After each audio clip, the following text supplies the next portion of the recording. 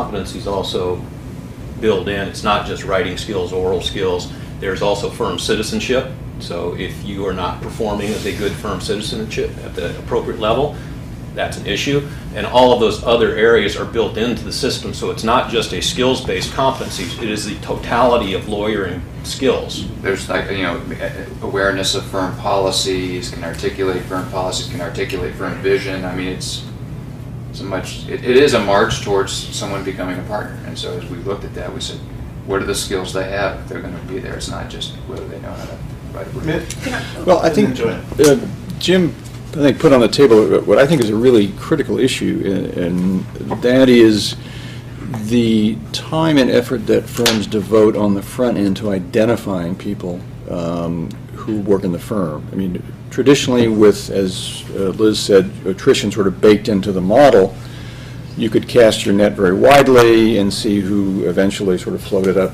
to the top, so to speak. If there's going to be more selective recruiting and hiring now, I would think that it would make sense to begin looking at much more in-depth sort of processes. These sort of assessments you talk about.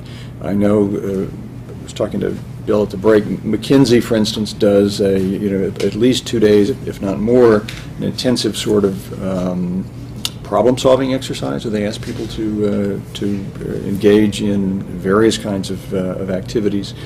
It seems to me that there are a lot more sophisticated ways that firms could begin to identify the people who are a good fit for them, the commitment, and that then begins, I think, justifiably, to put less weight on which law school you graduated from, were you on the law review, whom did you clerk for, what were your grades, and so forth. But that, I would think, also takes a fair amount of resources. I mean, do you see firms moving in that direction? Is there any incentive for that?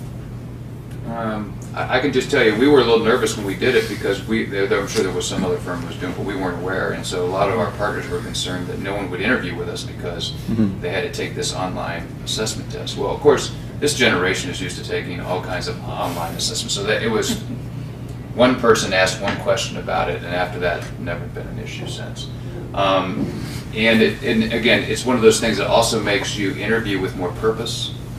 As we look at some of the things that come up, we have, it helps people be more focused on their interview and focus on certain areas that they might want to elaborate on. I think more firms will probably likely head in this direction, and the only inhibitor will be if they feel like, again, when hiring becomes competitive, which it will someday, whether they can, impose that kind of effort on the recruiting process and still be able to recruit the top recruits, or if someone else isn't doing it, their competitor.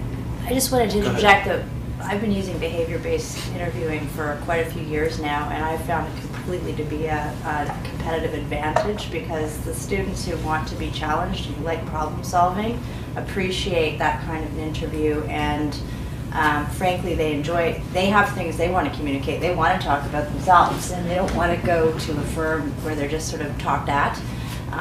So just on that point, I mean, I think I've proven at 2 firms now that behavior-based interviewing is actually